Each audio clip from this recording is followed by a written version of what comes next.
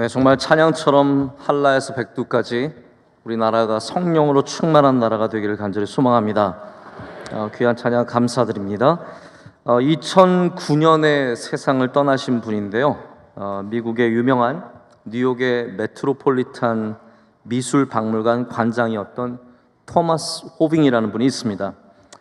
이분은 특별한 미술에 대한 안목으로 좋은 작품을 구입하고 또 전시할 뿐만 아니라 이분이 갖고 있는 특별한 능력이 또 뭐가 있었냐 하면 가짜라든지 잘못된 것들을 이렇게 꿰뚫어 볼 수 있는 눈이 있어서 그런 것들을 잘 분별했다고 합니다. 이분은 1950년대 프린스턴 대학을 졸업하고 그리고 그곳에서 박사학위까지 받았습니다.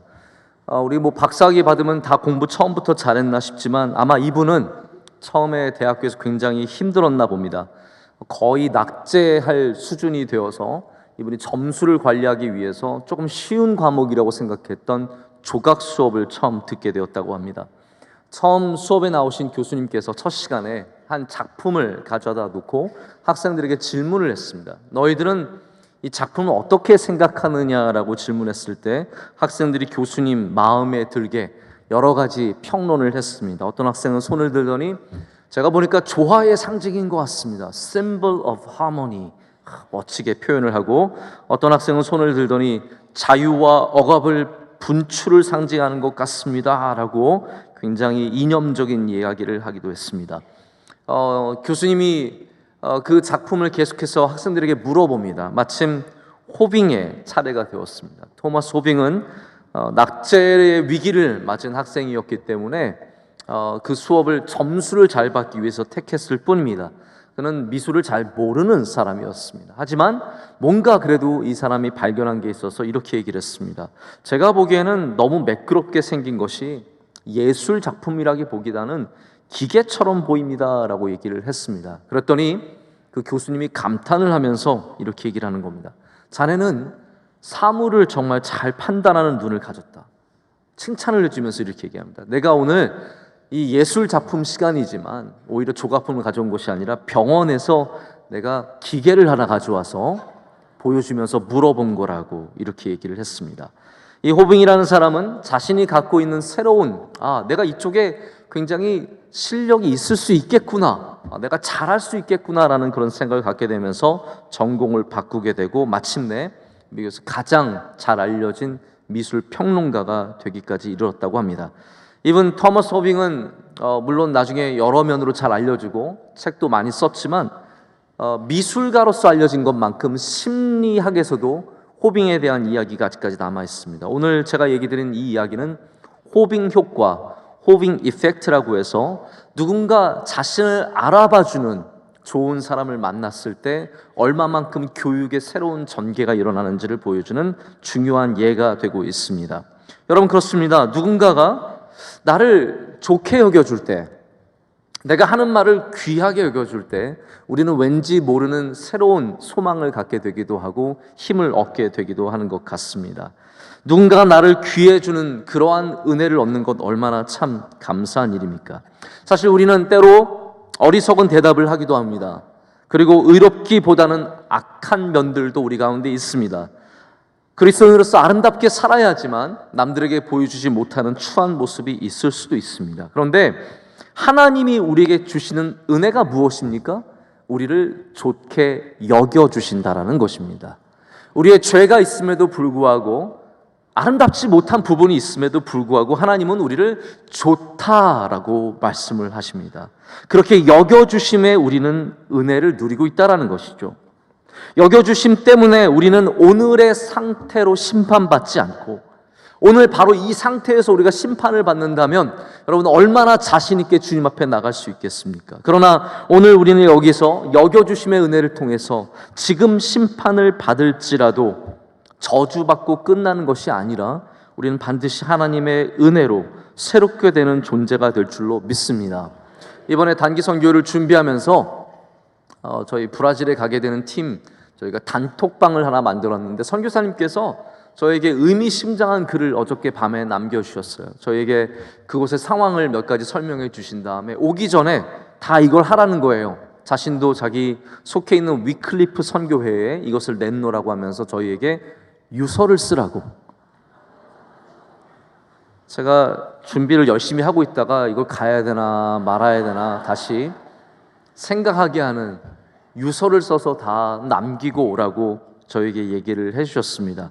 제가 오늘 저희 청년들에게 정말로 쓰라 말아라 이렇게 얘기는 하진 않았지만, 참 여러분, 오늘 우리가 주님께 부름받아서 간다면 떳떳하게, 주님 저 이렇게 잘 살다 왔어요, 저 이렇게 좋은 일 많이 했어요, 여러분 주님 앞에 지금 부름받을 때 남겨놓으신 것 중에서 부끄러운 거 다 없으십니까? 여러분 정말 지금 딱 당장 가도 여러분 정리 싹 잘하셔서 정말 하나님 앞에 한 점 부끄러움 없이 서실 수 있겠습니까? 아마 우리가 지금 주님께 부름받는다면 부끄러운 모습이 많을 겁니다. 그런데 이걸 아셔야 돼요. 그럼에도 불구하고 주님은 우리를 좋게 여겨주신다라는 겁니다. 우리의 부족한 모습 속에서도 너 이거 부족하고 저거 잘못했고 너 이거 부끄럽지 않니가 아니라 우리를 기뻐 맞이하시고 사랑해 주시고 은혜를 주시는 분인 줄로 믿습니다. 자격이 없을지라도 우리는 다 여겨주심의 은혜를 받고 산다라는 것입니다. 오늘 말씀이 적혀있는 요나서에도 같은 내용이 나옵니다. 하나님은 요나에게도 여겨주심의 은혜를 주는 겁니다. 여러분 요나서를 한번 처음부터 끝까지 보시길 바랍니다. 그러면 굉장히 일관된 요나의 모습을 발견할 수 있습니다. 요나는 고집이 드세고요, 하나님과 니느웨 사람들을 향한 무례함으로 일관성을 갖고 있습니다.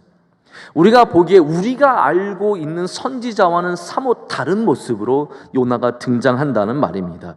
여러분 우리가 아는 선지자들은 어떠한 모습을 갖고 있습니까? 우리가 좋아하는 선지자 엘리야는 능력의 선지자였어요. 그래서 바알과 아세라의 수많은 제사장들을 자기의 기도를 통해서 물리치고 하나님의 능력을 가지고 사용하는 사람 아니었어요. 불을 내리기도 하고 비를 내릴 수도 있는 능력의 사람이었습니다. 그러나 요나는 1, 2, 3, 4장을 다 훑어봐도 아무리 샅샅이 봐도 요나가 능력을 행하는 건 단 한 번도 나오지 않습니다. 요나는 어떤 능력도 없었던 사람이에요. 고작 폭풍과 치면은 배 밑에 내려가서 잠이나 자던 사람이었습니다. 또 우리가 아는 선지자는 믿음이라도 좋습니다. 다니엘은 어떠한 선지자입니까? 다니엘 같은 사람은 정말 일편단심 하나님만을 바라보고, 그렇기 때문에 목에 칼이 들어올지라도 그는 자기의 윗방으로 올라가서 예루살렘을 향해 기도하던 사람이었습니다. 왕이 조서를 내리고 인장을 찍어도 하나님께 기도하고 하나님을 붙잡았습니다. 사자굴에 던져지기도 하고 수많은 환난을 만났지만 그는 오직 하나님만 바라봤습니다. 하나님만 쫓아갔습니다. 그러나 요나는 어떠한 사람입니까? 우리가 알고 있는 선지자와 너무 다른 거예요. 하나님을 피해 다닙니다. 선지자가 하나님을 쫓아가는 게 아니라 하나님을 피해 다닙니다. 하나님의 말씀대로 행하는 것이 아니라 하나님의 말씀에 반대로 항상 갔던 사람입니다. 우리가 아는 선지자들은 이렇게 하나님께 순종하죠. 엘리사처럼 하나님이 가라고 하시는 곳에 가고 하나님께서 행하라고 하는 것을 행하는 순종의 사람들이었습니다. 그러나 요나는 끝까지 자기 주장대로만 합니다. 자기의 마음대로만 합니다. 자기 마음에 내키는 대로만 합니다. 그래서 니느웨로 가지 않고 다시스로 가고 사흘 길을 걸으며 회개를 선포해야 하지만 그는 고작 하루 길을 걸어서 회개를 선포했습니다. 여러분 요나는 어떠한 사람입니까?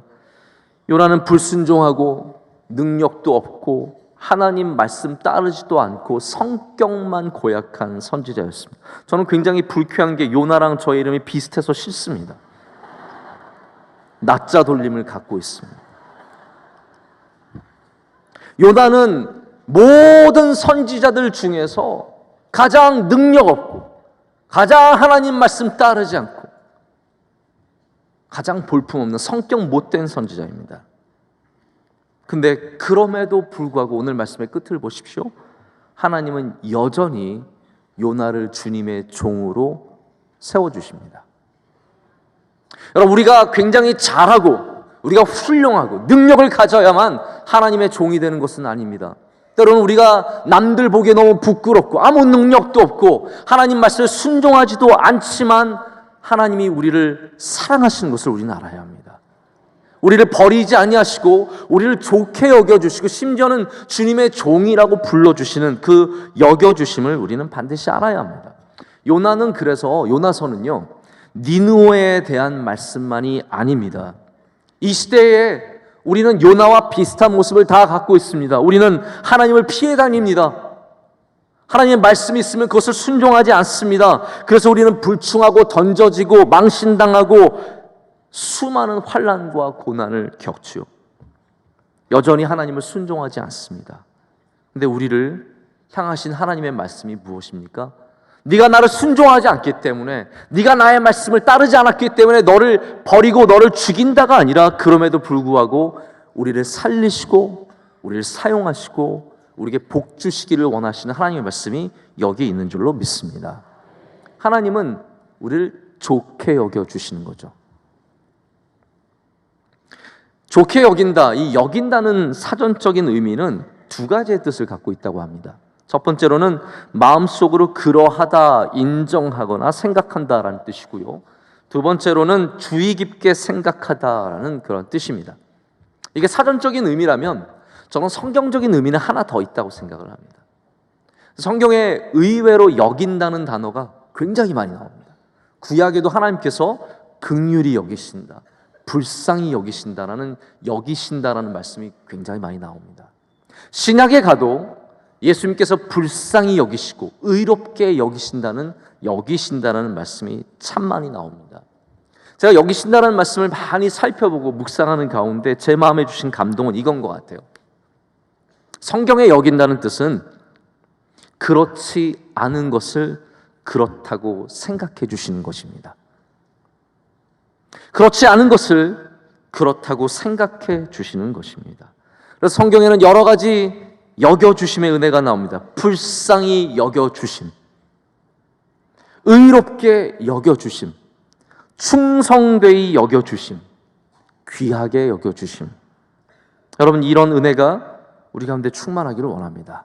자, 그 가운데 본문 안에는 두 가지 여겨주심의 은혜가 나옵니다. 첫 번째는 불쌍히 여겨주심입니다. 요나서에는 처음부터 끝까지 하나님과 요나가 얼마나 대립되는, 극적으로 대립되는 모습을 갖고 있는지를 나타냅니다. 요나는 여러분 처음부터 끝까지 일관적으로 니느웨를 미워했습니다. 니느웨라는 도시는 아수르의 수도였습니다. 여러분 아수르 기억하시죠? 북이스라엘을 멸망시킨 아시리아입니다. 아수르는 강력한 국가였고 그 국가 안에서 가장 큰 도시, 가장 화려한 도시가 바로 니느웨였다라는 것이죠.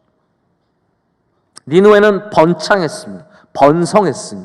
많은 문화가 있었습니다. 그와 동시에 그 안에는 많은 죄가 있었고 많은 부족한 모습이 있었습니다. 하나님께서는 이 니느웨를 보시면서 너무 가슴이 아프셨고 그들을 회개시키기 위해서 멸망을 선포하셨습니다. 그들의 회개를 촉구하셨습니다. 그러나 우리가 요나서를 보면 요나는 처음부터 끝까지 니느웨 사람을 마땅치 않게 여깁니다. 그들에게 가지 않았습니다. 가기를 거부했습니다. 니느웨가 아니라 다시스로 갔습니다. 마지막에 마지못해 결국은 가지만 가서도 그들의 멸망을 지켜보고자 하는 마음. 오늘 우리가 읽지는 않았지만요, 5절 말씀을 보면 요나가 이 니느웨의 멸망을 지켜보기 위해서 초막을 짓고 어디 한번 불꽃 쏘나 보자라고 지켜보는 모습이 나옵니다. 참 고약한 사람이죠. 반면에 하나님께서는 니느웨를 향한 어떠한 마음을 갖고 계십니까?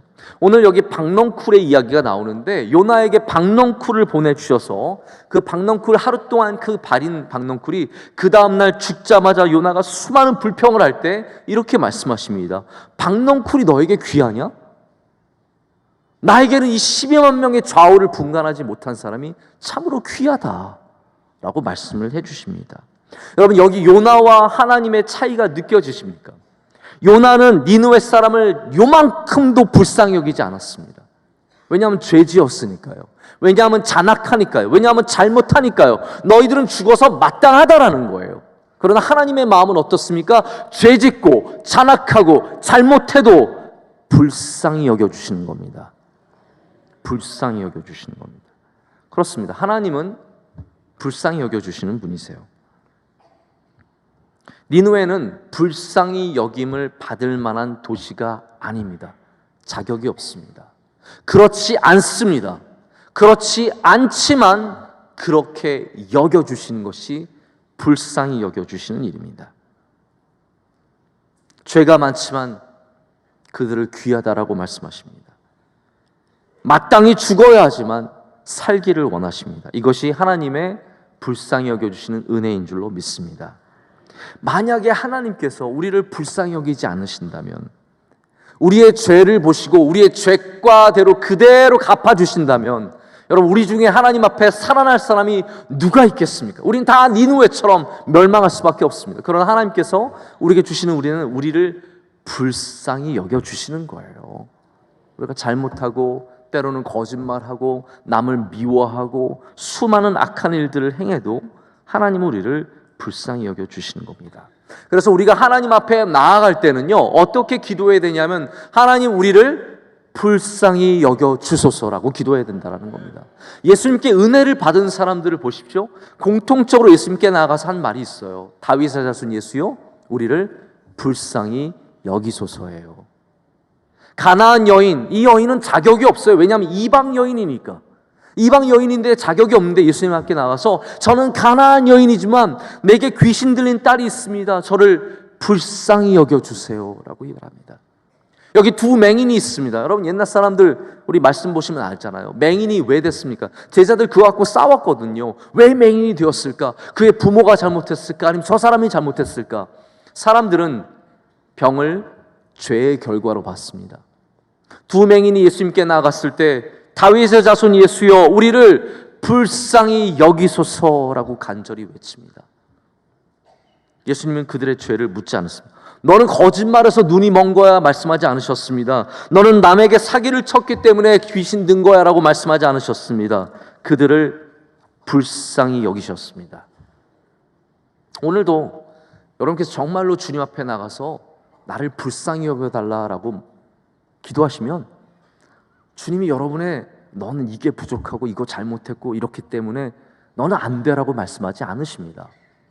니느웨를 살리신 하나님께서 우리도 불쌍히 여겨주시고 우리도 살려주실 줄로 믿습니다. 예수님께서 불쌍히 여기지 아니하셨더라면 베드로는 절대로 다시 쓰임받지 못합니다. 너는 나를 부인한 사람이니까 넌 그걸로 끝이야. 아닙니다. 예수님은요, 두 번째 기회를 주시고, 제가 믿기로는 세 번째 기회도 주시고, 제가 믿기로는 네 번째 기회도 주시고, 제가 믿기로는 계속할까요? 네, 다섯 번째 기회도 주십니다. 불쌍히 여기시니까요.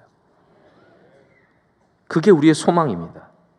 우리 기도는, 하나님 제가 이거 잘해가지고 이거 하나님께 드렸으니까 저 요거 도와주세요. 여러분, 우리의 기도가 딜이 될 때가 많습니다. 저 하나님 요거 줄게, 요거 주세요. 제가 이만큼 했으니까 이만큼 해주세요. 아닙니다. 우리의 기도는 불쌍히 여겨주셔서가 되옵니다. 하나님, 저는 아무것도 한 게 없습니다. 저는 지금도 죄인입니다. 저는 부족한 게 많습니다. 저는 니느웨입니다. 저를 불쌍히 여겨주세요. 그럴 때 하나님께서 우리를 불쌍히 여겨주셔서 고쳐주시고 회복하게 하시고 살려주시고 앞으로 나아가게 하실 줄로 믿습니다. 이 세상에 살면서 나를 그렇지 않지만 그렇게 여겨주는 사람을 만나는 건 큰 복인 것 같습니다. 내가 부족하지만 나를 좋게 여겨주는 사람, 내가 잘 못하지만 잘한다고 여겨주는 사람, 이런 사람을 만나면 얼마나 큰 은혜가 있는지 모릅니다. 작년에 저희 청년부에서 저희가 찬양 집회를 하는데 어떤 유명한 찬양 사역자를 저희가 모시게 되었습니다. 저희가 그 당시 지금도 저희가 쉽지는 않지만 더욱 어려웠던 때였습니다. 그래서 찬양을 통해서 저희가 좀 은혜 받고자 모셨는데, 이분이 다 오신다고 했다가 마지막에 갑자기 못 오시겠다고 취소를 하셨어요. 저희가 마음이 아팠습니다. 준비를 한참 했는데 이유를 알아보니까 이유가 있었어요. 이분은 끝까지 오실 마음이 있었는데 사모님께서 당신 명성교회 가면 당신 커리어에 해가 되니까 가지 말라고, 그래서 결국은 이분이 못 오시게 되었습니다. 저는 당연히 이해합니다. 우리 교회 오시면 그렇게 될 수도 있겠죠. 네. 이번에 저희가 또 찬양 집회를 하게 되었는데, 이번 청년대학부에서 샤인 지저스 하면서 찬양 집회를 하면서 어떤 또 사역자를 모시게 되었습니다. 저희 청년부 목사님이 그분을 모시는 이야기를 저에게 전해주시고 문자를 나눈 것도 저에게 이렇게 캡처해서 보내주셨는데 제가 너무 위로를 받았어요. 이분이 유명한 찬양 사역자인데 뭐라고 말씀하시냐면 당신은 명성교회를 많이 사랑하고 축복한다고, 정말 잘 되기를 바란다고, 또 원로 목사님의 귀한 섬김의 사역을 예전부터 많이 봤고 들었고 경험했기 때문에 진심으로 존경한다고 하시면서 불러주셔서 감사하다고, 그리고 오셔서 찬양 집회를 해주셨어요. 저는 우리 부족하죠. 우리 잘못한 거 있을 수도 있습니다. 그런데 우리를 좋게 여겨주시는 분을 만났을 때 얼마나 위로가 되고 기쁨을 얻었는지 모릅니다. 여러분, 그렇습니다. 우리가 다 잘하는 거 아닙니다. 그러나 나를 좋게 여겨주는 사람 만나면 얼마나 감사합니까? 여러분, 그렇기 때문에 우리도 그러한 사람이 되어 주어야 합니다. 누군가를 좋게 여겨주는 사람, 누군가를 귀하게 여겨주는 사람, 얼마나 귀한 일인지 모릅니다. 여러분, 세상 사람들은 우리를 쉽게, 너무나 다른 사람들을 쉽게 판단하고 불쌍히 여기기는커녕 나쁘게 여기는 경우도 얼마나 많은지 모릅니다. 진짜로 불쌍한 사람도 불쌍하게 여기지 않는 사람들이 얼마나 많은지 모릅니다. 요나가 되면 내가 너무 의롭기 때문에, 내가 선지자기 때문에 남들은 다 죄인이고 한 명도 불쌍히 여기지 않게 될 그런 가능성이 굉장히 커집니다. 여기 요나와 비슷한 모습을 갖고 있었던 또 한 명의 선지자가 있습니다. 그분의 이름은 엘리죠. 여러분, 사무엘상 처음 초반을 보면 한나라는 여인이 남편도 좋고 집도 부유하고 모든 것을 다 가졌지만 정말 기대하고 사랑하는 아이가 없어서 하나님 앞에 가서 눈물로 통곡하고 기도하는 이야기가 나옵니다. 그때 한나가 얼마나 열심히 기도를 했냐면요, 엘리가 뭐라고 오해했는지 보십시오. 사무엘상 보면 엘리가 젊은 여자가 대낮부터 술에 취했다라고 생각했습니다. 그래서 비난합니다. 그때 한나가 이렇게 얘기를 합니다. 한나가 대답하여 이르되 내 주여 그렇지 아니하니이다. 나는 마음이 슬픈 여자라 포도주나 독주를 마신 것이 아니요 여호와 앞에 내 심정을 통한 것뿐이오니 당신의 여종을 악한 여자로 여기지 마옵소서 라고 나옵니다. 여러분, 그렇습니다. 우리가 정말로 너무 힘든 일이 있어서 하나님 앞에 나가서 간절히 통곡하는데도 선지자의 요나의 마음을 가지면, 엘리의 마음을 가지면 그 사람도 악하게 보일 수 있는 거예요. 여러분, 우리는 불쌍히 볼 줄 아는 사람들이 되어야 합니다. 불쌍히 여길 줄 아는 사람이 되어야 합니다. 자신이 의인이라고 착각하는 존재는 하나님의 여겨주심의 은혜는 알지 못하고, 내가 1만 달란트를 탕감받은 것을 알지 못하고 나가서 내게 1,000원 빚진 자의 멱살을 잡고 당장 내놓으라고 흔드는 사람이 되어버립니다. 그래서 우리는 사람들을 판단하고 다른 교회를 판단하고 내 주변의 사람을 판단합니다. 욥을 보십시오. 욥의 친구들의 이야기와 욥의 이야기가 번갈아가며 나옵니다. 제가 욥기를 이번 말씀 준비하면서 쭉 보니까 욥의 친구들이 끝까지 얘기하는 게 뭡니까? 네가 죄를 지었으니까 벌을 받은 거야 라고 얘기합니다. 그러니까 빨리 회개하라는 겁니다. 네가 병에 걸린 것은, 너의 자녀들이 죽은 것은, 너의 재산이 다 날아간 것은 네가 죄를 지었기 때문이라. 그러니까 너는 빨리 회개해라, 이거예요. 근데 욥이 뭐라고 얘기합니까? 그 서슬퍼렇게 의로움을 얘기하는 친구들 앞에서 하는 말이 딱 이거예요. 나를 좀 불쌍히 여겨달라는 거예요. 나를 불쌍히 여겨달라는 거예요. 여러분, 그렇습니다. 우리가 의가 많아지면요, 남을 불쌍히 여기기보다는 그 사람, 너 이거 죄 때문이야, 네가 잘못해서 그런 거야 라고 밖에 말할 수가 없는 겁니다. 여러분, 우리는 욥의 친구가 아니라 하나님의 마음을 가져야 할 줄로 믿습니다. 불쌍히 여기는 마음. 가장 위대한 소설 중에 하나죠. 이 빅토르 위고가 쓴 레미제라블이라는 소설이 있습니다. 레미제라블은 영화로도 나오고 뮤지컬로도 있고 많은 작품이 있었어요. 여러분 접해보신 경험이 있을 겁니다. 저도 영화로 뮤지컬로 보면서 얼마나 다시 한번 새롭게 보게 되었는지 모릅니다.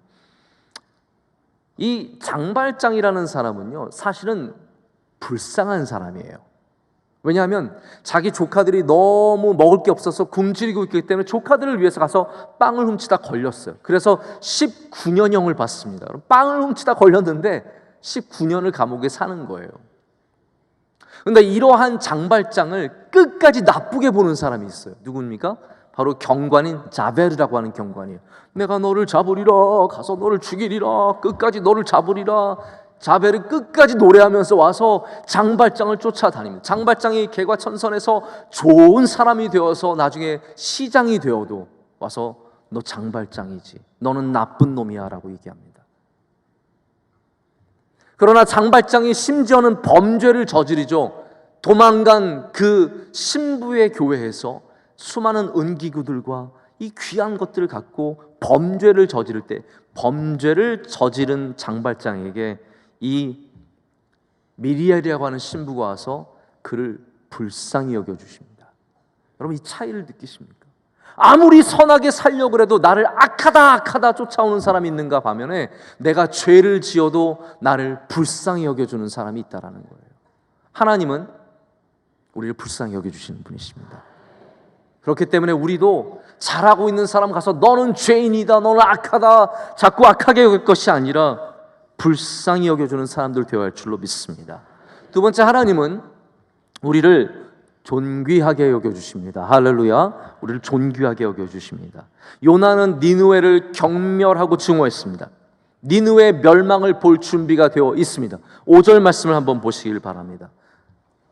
5절에 이렇게 되어 있습니다. 요나가 성읍에서 나가서 그 성읍 동쪽에 앉아 거기서 자기를 위하여 초막을 짓고 그 성읍에 무슨 일이 일어나는가를 보려고 그 그늘 아래에 앉았더라. 아멘. 여러분, 우리나라도 요즘에 불꽃놀이를 합니다. 그래서 뭐 잠실에서도 하고 여의도에서도 합니다. 그러면 서로 더 좋은 자리에서 가서 보려고 굉장히 자리 싸움을 잘합니다. 저도 미국에 살 때 제가 살던 아파트는 굉장히 오래된 아파트였는데 갖고 있는 장점이 있었습니다. 그건 뭐냐면 뒷뜰이 바로 큰 운동장이어서 정말 저의 정원이 한 3만 평 정도 되는 그런 정원을 갖고 살았습니다. 또 다른 좋은 장점이 뭐였냐면 미국은 7월 4일인가요? 독립기념일 때마다 모든 동네에서 다 불꽃놀이 잔치를 벌입니다.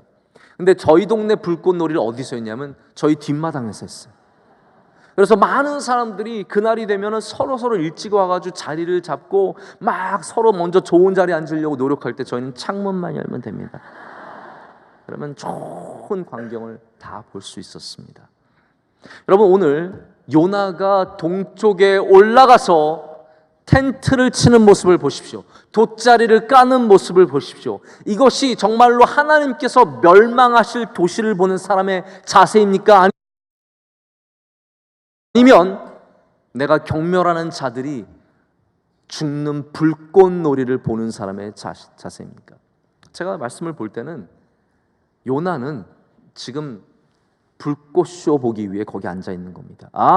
이제 니느웨가 얼마나 멋지게 불에 타는지, 얼마나 이 사람들이 다 죽는지 한번 보자라고 거기에 앉아 있는 겁니다. 하나님의 회복의 일을 기대하고 하나님께서 하시는 아름다운 일을 바라보는 사람의 마음이 아니라 누군가가 멸망하기를 지켜보는 사람의 마음이라밖에 말씀을 드릴 수가 없습니다. 근데 하나님의 마음은 절대로 그렇지 않았죠. 박넝쿨이 너에게 귀하냐라고 오늘 말씀에 물어보십니다. 박넝쿨, 하루에 너가 수고도 하지 않았다가 그냥 생겨난 이 박넝쿨이 그렇게 귀한데 여기 좌우를 분별하지 못하는 12만 명, 여기 좌우를 분별하지 못한다는 것은요, 니느웨 사람 전부가 될 수도 있지만 아이들만 말하는 것일 수도 있습니다. 이 12만 명에 있는 니느웨 사람들은 나에게 얼마나 귀하냐라고 말씀하십니다. 여러분 보십시오. 니느웨는 죄인이고요, 하나님께서 멸망시키를 원하는 도시지만 하나님은 오늘 뭐라고 말씀하세요? 귀하다라고 말씀하세요. 귀하다. 하나님께 누가 귀한 사람입니까? 능력 있고 힘 있고 사회에서 잘 나가고 돈 많은 사람들만 귀한 게 아니라는 겁니다. 하나님에게는 죄인들도 귀합니다. 하나님에게는 연약한 사람도 귀합니다. 저는 분명하게 믿습니다. 오늘 이 자리에 하나님께 귀하지 않은 사람은 단 한 명도 없습니다. 여러분, 명성교회 교인이십니까? 여러분 마음속에 꼭 이 마음을 가져주시길 부탁드립니다. 우리 교회에서 귀하지 않은 교인은 단 한 명도 없습니다. 여러분 다 귀합니다. 우리가 많이 부르는 찬양인데요, 이사야 43장의 말씀을 기초로 만든 찬양이 있습니다. 나의 안에 거하라. 이 찬양 여러분 아시죠? 이렇게 되어 있습니다. 나의 안에 거하라. 나는 내 하나님이니 모든 환난 가운데 너를 지키는 자라. 두려워하지 말라. 내가 널 도와주리니 놀라지 말라. 내 손 잡아주리라. 내가 너를 지명하여 불렀나니 너는 내 것이라. 내 것이라. 너의 하나님이라. 내가 너를 보배롭고 존귀하게 여기노라. 너를 사랑하는 내 여. 우리 후렴만 같이 하겠습니다. 내가 너를 지명하여 불렀나니 너는 내 것이라. 내 것이라. 너의 하나님이라. 내가 너를 보배롭고 존귀하게 여기노라. 너를 사랑하는 내 여호와라. 아멘. 너를 보배롭고 존귀하게 여긴대요. 하나님께서 우리를 존귀하게 여기시는 줄로 믿습니다. 근데 여러분 여기 나오듯이 보배롭고 보물이 귀한 것이 존귀로운 거예요. 그런데 여러분 우리를 보십시오. 우리는 보물과 같이 아주 가끔씩 있는 존재가 아니라 흔하고 흔한 존재예요. 우리 인간은 그렇습니다. 너무 많아요. 그런데 어떻게 하나님은 우리를 여전히 존귀하게 여기십니까? 역대하를 보면 솔로몬의 시대, 재밌는 얘기하는, 솔로몬의 시대에는 은을 귀하게 여기지 아니하였더라라고 되어 있어요. 은을 귀하게 여기지 않은 이유는 하나예요. 은이 너무 많아서. 여러분 그런 삶 살고 싶으시죠? 돈이 하나도 귀하게 여기지지 않는, 5만 원짜리가 있는데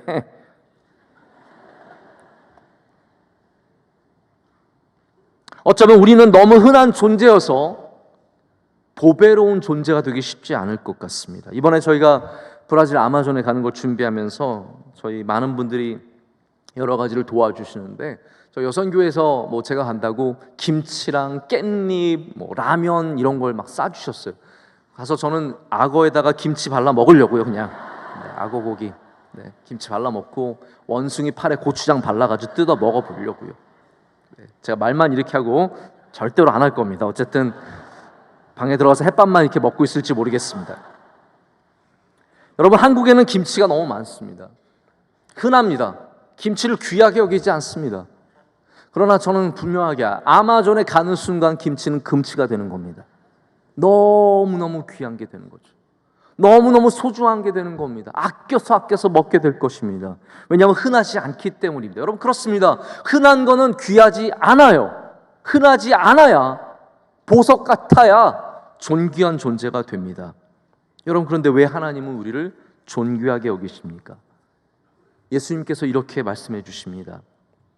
예수님은 탕자의 비유를 통해서 많고 많은 사람이 있지만 죄 지은 사람일지라도, 정말 하나님을 배반하고 떠나서 멀리 떠났을지라도 돌아오기만 하면 하나님께서는 그에게 반지를 끼워주시고 좋은 옷을 입혀주시고 송아지를 잡아서 잔치를 벌며 존귀하게 하신다라고 말씀하십니다. 여러분 죄 지은 사람 끝입니까? 아닙니다. 하나님은 여전히 존귀하게 여기십니다. 99마리의 양의 비유를 통해서 우리 99마리가 있을지라도 흔하고 흔한 양이지만 한 마리가 사라지면 그 양을 찾기 위해서 하나님은 산을 헤매고 골짜기를 헤매서 우리를 반드시 찾아낼 것이다 라고 말씀하십니다. 여러분, 99마리가 아니라, 우리가 1%가 아니라 이 세상에 0.00001%에 지나지 않는 아무것도 아닌 티끌과 같은 존재이지만 저는 분명하게 믿습니다. 하나님은 우리를 존귀하게 여기십니다. 세상에 사람이 그렇게 많을지라도 우리 한 명 한 명을 존귀하게 여겨주실 줄로 믿습니다. 이제 말씀을 맺겠습니다. 여러분, 우리도 하나님께서 우리를 불쌍히 여겨주시고 우리를 존귀하게 여겨주시기 때문에 우리도 이제는 여겨줌의 은혜를 베풀 줄 알아야 합니다. 할렐루야. 여겨줌의 은혜죠. 원래 한쪽만 귀하게 여기는 관계는 건강하지 않은 거예요. 예를 들어서 부모님이 자식을 귀하게 여겨요. 10년 만에 낳은 아들이에요. 3대 독자예요. 그러면 하면서 소중하게 키우고 귀하게 여깁니다. 그러나 그 자녀가 부모를 귀하게 여기지 않으면 자녀는 무례한 아이로, 잘못된 아이로 크게 십상입니다. 여러분, 그렇습니다. 존귀함은 양쪽에서 함께 가져야 하는 자세입니다. 아내가 남편을 존귀하게 여기는데 남편은 밖에서 아내를 존귀하게 여기지 않습니다. 여러분, 그건 문제가 있는 겁니다. 남편과 아내와 남편이 함께 서로 존중하며 존귀하게 여기는 것이 하나님의 뜻인 줄로 믿습니다. 여러분, 그렇기 때문에 하나님께서 우리를 존귀하게 여기신다면 우리가 하나님을 향해서 가져야 하는 자세는 무엇입니까? 하나님을 귀하게 여길 줄 알아야 합니다. 하나님이 귀하시구나. 하나님이 가장 이 땅에서 귀한 것임을 우리가 깨달을 때, 여러분, 그것이 믿음이 성장하는 단계입니다. 여러분, 이 세상에 안식일, 주일은 이제는 그냥 쉬는 날입니다. 그러나 우리들 가운데는 안식일을 존귀하게 여기는 분들이 여전히 있습니다. 여러분, 하나님께서 여러분을 귀하게 여기실 줄로 믿습니다. 세상에 많고 많은 것이 있지만 예배를 귀하게 여기는 분들이 있습니다. 좋은 데 많이 있지만 예배가 귀하다고 생각하는 분이 있습니다. 예배, 이게 자세죠. 예배 말씀 잘 듣는 것도 중요하고 찬양의 은혜 받는 것도 중요하지만요, 예배를 귀하게 여기시면 예배의 능력이 있습니다. 우리도 하나님을 존귀하게 여기길 소망합니다. 우리도 예배를 귀하게 여기길 소망합니다. 더 나아가서 우리만 존귀하게 여김을 받는 것이 아니라 우리 이웃을 존귀한 사람으로 여길 때 하나님께서 우리를 더욱더 불쌍히 여겨주시고 우리를 더욱더 귀하게 여겨주실 줄로 믿습니다. 기도하시겠습니다. 하나님 아버지, 감사합니다. 오늘도 우리를 불쌍히 여겨주셔서 감사합니다. 이 시간 하나님 앞에 자격 없이 서 있을 때 우리에게 긍휼을 베풀어 주시옵소서. 우리를 존귀하게 여겨주시니 감사합니다. 아무 가치 없는 우리를 가장 귀하게 여겨주시니 감사합니다. 하나님, 그로 말미암아 우리도 가치 있는 존재로 변해가게 하여 주시옵소서. 예수님의 이름으로 기도드립니다. 아멘.